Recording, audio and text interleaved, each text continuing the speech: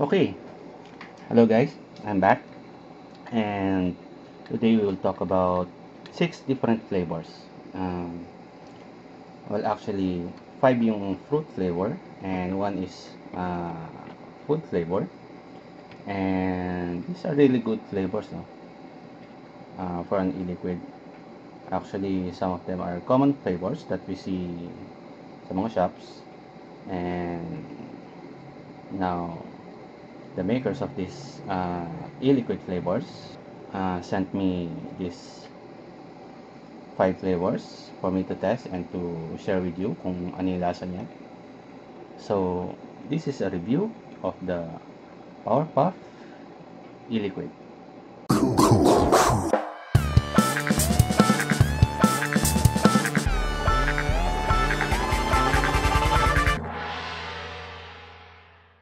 So,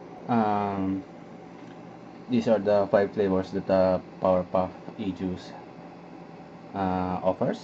So, meron siyang green apple and straw banana, strawpole, which is a combination of strawberry and apple, and halls rather, and waffle, and last but not least, wafer. So, ang una nating itetest is the green apple.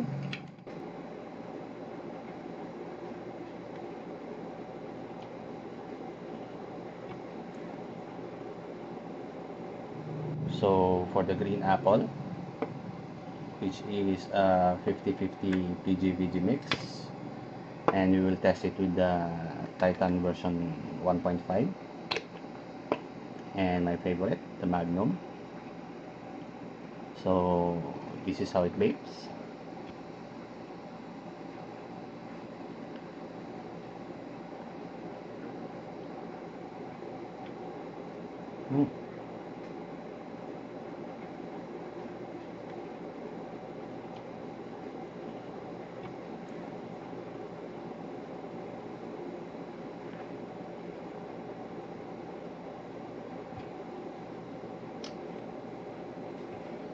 So, the green apple.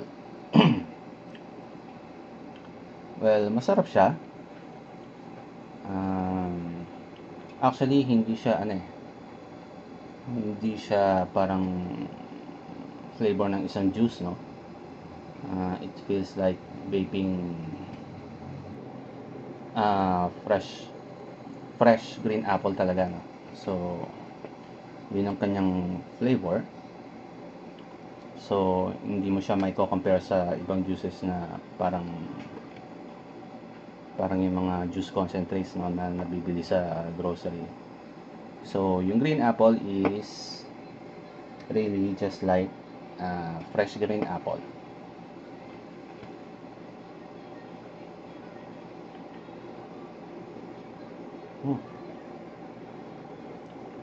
For the flavor, no, masarap siya as a fruit flavor, and hindi siya ganun katamis, pero malalasahan mo yung tamis ng green apple, no, just like the real green apple. And for the throat hit, mild ang kanyang throat hit for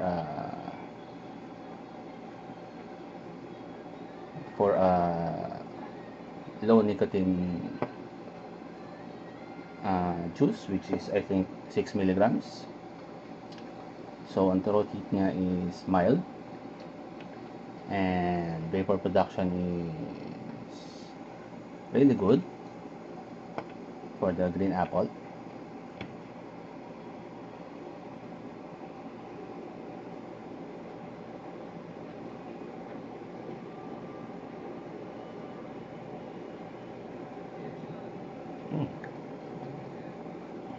Masarap talaga siya, no, kung naghahanap kayo ng flavor na close to a real fresh green apple fruit. So that's the Powerpuff green apple. So next is the straw banana. which is also a 50-50 PGVG in low nick, and the color of the juice is kind of yellowish, no? So we'll check it out.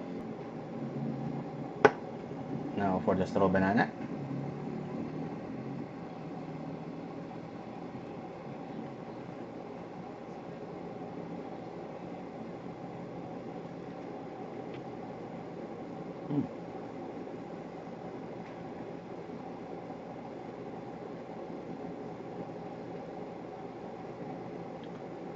Okay, so yung straw banana is a combination of strawberry and banana, of course. And I like the aroma of the strawberry banana, no? Especially my wife. Nababanguhan siya dun sa strawberry banana ng Powerpuff. So, for the flavor, you can definitely differentiate the the banana and the strawberry, no? Pag nagbe-vape ka ng Powerpuff strawberry banana.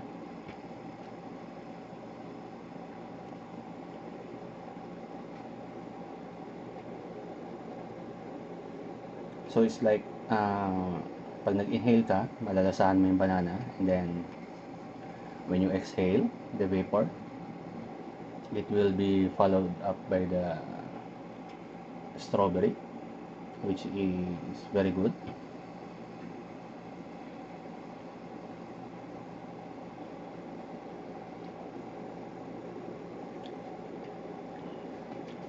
Really very good flavor, no, for the Powerpuff. Now for the vapor production, or rather for the vapor, slightly less than the green apple, and hindi ko alam kung bakit, no, pero yun ang na-observe ko. And the throat hit is also mild, but maybe because of the low nick level, but the flavor is good para sa akin. And for the throat hit, did I already say the throat hit? Well, the throat hit is mild, and for that, maybe the straw banana is going to be one of my favorite, no, for the Powerpuff.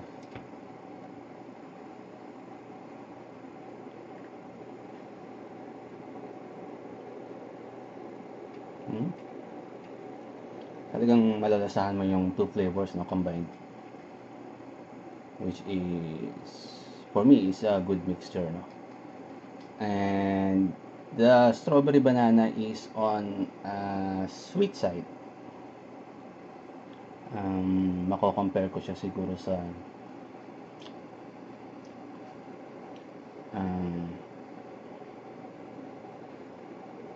actually hindi ko siya ma-compare sa ibang no, sa ibang juice brands, no, e-juice brands, pero distinctive yung flavor niya, no, for the Powerpuff straw banana.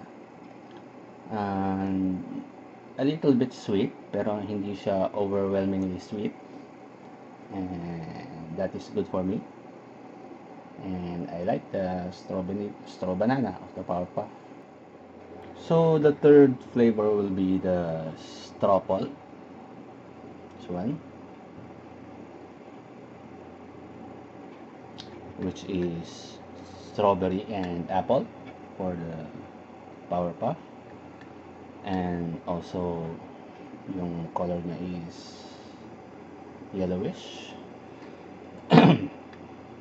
And same as the others, 50-50 PGVG with low nick.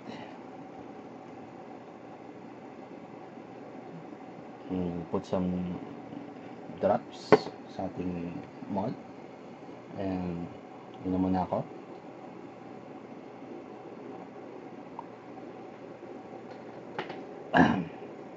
Okay, so this is the Strawpol. of Powerpuff.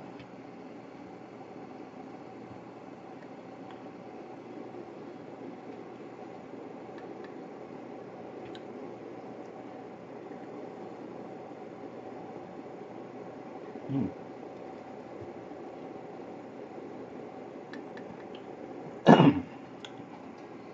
So the stropple of Powerpuff is strawberry and apple, no? Excuse me. And the flavor is almost similar to the green apple. Pero it is on a sweeter side.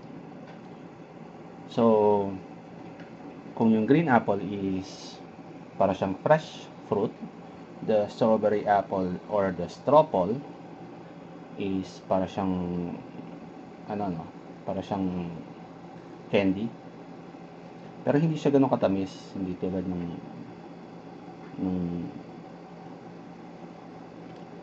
ng candy no na kinakain natin. So for the flavor, like what I've said, nasa sweet side siya. So if you like uh, sweet apple flavor, malamang magugustuhan niyo itong stropple ng Powerpuff.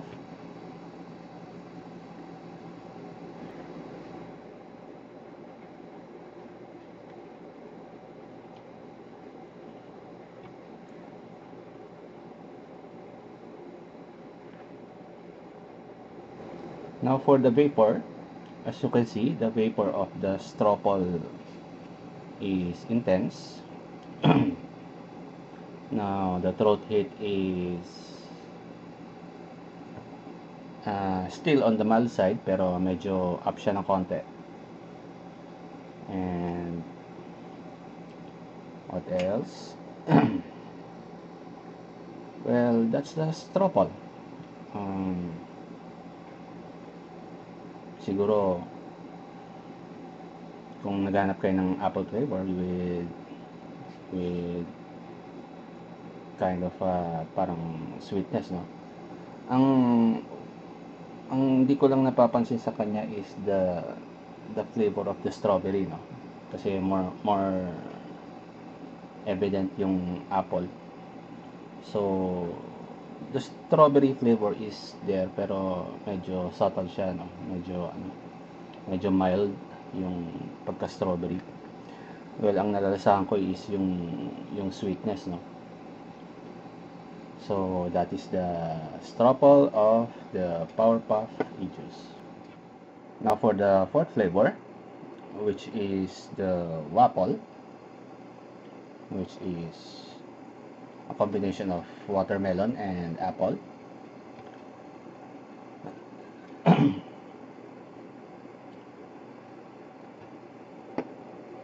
So this is how it vapes.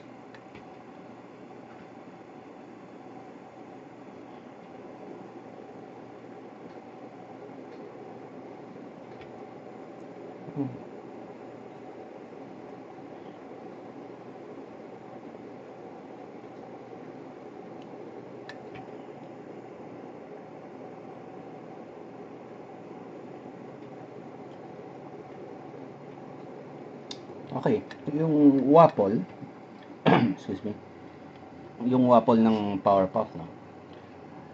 Para siyang kalasa ng melon candy. I don't know if you know that candy, no? So, mas evident yung watermelon sa apple. And it is also on the sweet side.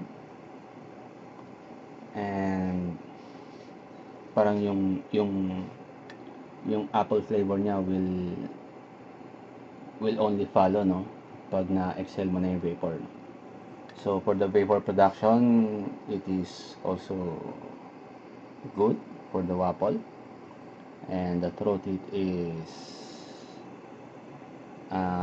on the, or rather much lower sa previous three flavors, no? Yung kanina.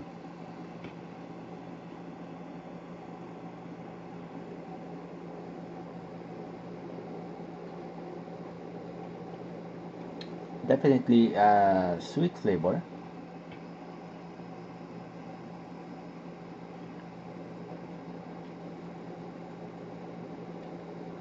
Yun. So, pag binivape mo na siya na matagal, no? Doon nalalabas yung parang aftertaste ng apple, no? Just like right now. Naiiwan na yung flavor ng apple sa dila ko. So, that is the waffle for the Power Puff, and it is also good. Now for the fifth flavor, which is Halls or Halls. Well, siguro katulad siya ng ano. This is the first time na matitikman ko yung Halls, no?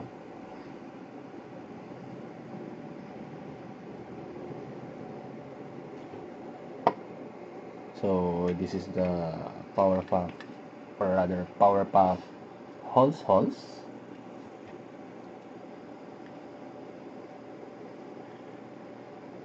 Hmm.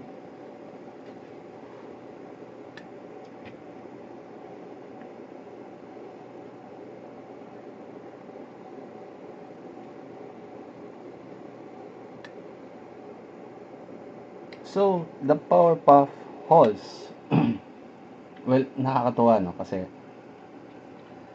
um, para talaga siyang yung Halls candy. Now, siguro kung di ka pa nakakatikim ng Halls candy, no? Ah, ewan ko. Pero, siguro most of us, no? Have already tasted the Halls candy, no? So, yung Halls ng Power Puff rather, is just like, or actually is exactly kalasa siya ng Halls Lemon, and meron siyang konting mint.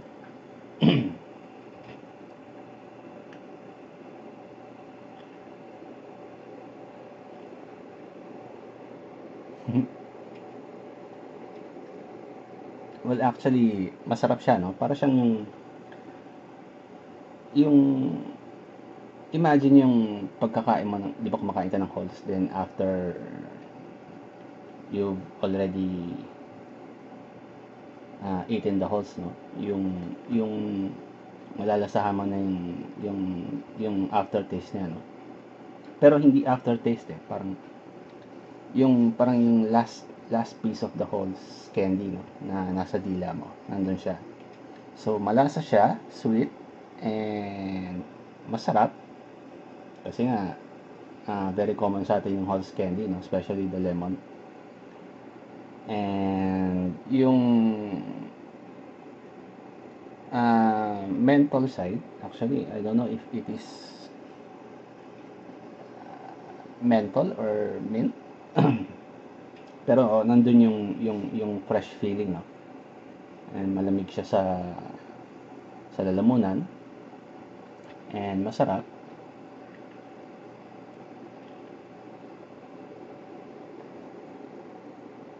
And malalasahan mo yung lemon flavor.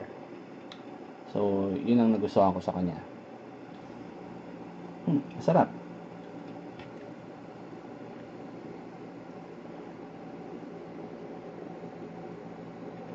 Vapor production is similar to the waffle. Throat hit is on the upper side. And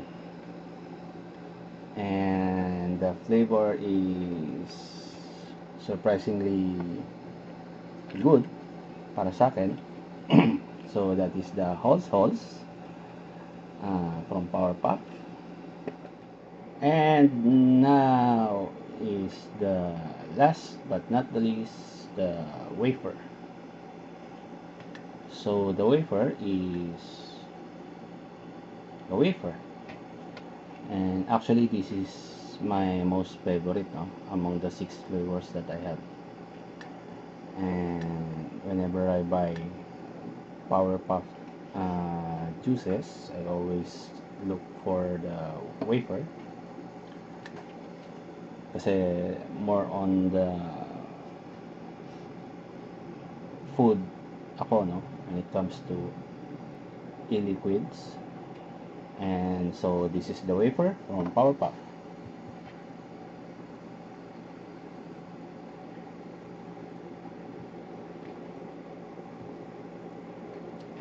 Sarap.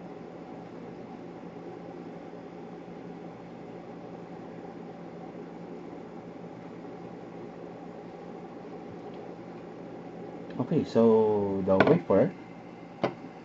So ang flavor ng wafer is a combination of the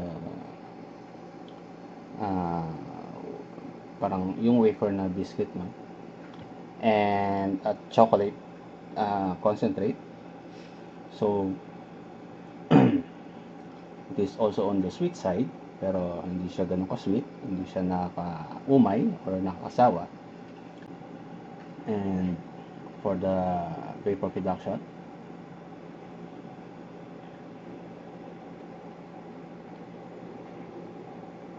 similar to the last two, which is the whole sauce and the waffle. Now, throat hit niya is also on the mild side. Pero hindi siya makate. Unlike other chocolate flavored e-liquids, no? Hindi siya makate sa lalamunan. And you can definitely taste the wafer. And then followed up by the chocolate. And then with a very good aroma. Ang sarap ng amoy niya, no? And for throat hit, yeah, nasabi ko na, no? It is on the mild side. And yellowish yung color niya. So that is the wafer from Powerpuff E-Juice. So those are the 6 flavors, no, of the Powerpuff E-Juice. The green apple, the straw banana, the strawpole, the waffle, the whole sauce, and the wafer. So kung tatanungin niyo ako which is my favorite, obviously it is the wafer because I like chocolate and I do like the. So first on my list is the wafer, and second would be the straw banana, and the third is the whole sauce, and probably the fourth is the green apple, and strawpole rather, and the waffle. So ang Powerpuff E-Juice or e-liquid is retailed at 200 pesos within Metro Manila, and I guess it is 220 pesos outside Metro Manila, no? So if you want to try out the Powerpuff E-Juice, which I know na magugustuhan nyo because I can definitely say na those are quality e-liquids, no?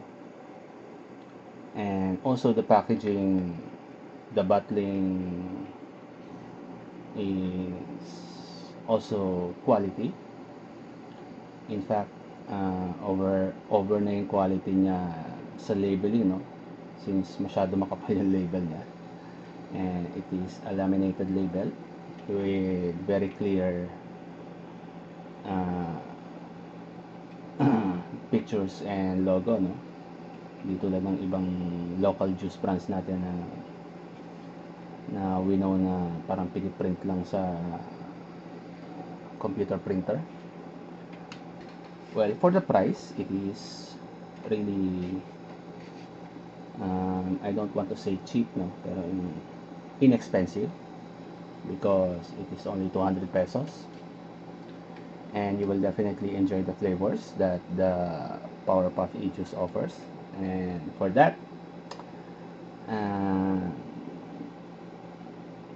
try nyo yung Powerpuff E-Juice and I'm sure magugustuhan nyo, especially the wafer siguro. Now, if you love food flavors, I'll recommend the wafer. And so that wraps up the juice tasting review for the Powerpuff E-Juice. And this is Prince Rivera, aka The Great of Pinoy Vapers Forum. And now I'm back. Well, medyo nagkasakit ako lately, no? So definitely I will put up some more reviews in the future. And now I bid you goodbye. Keep on vaping and good day.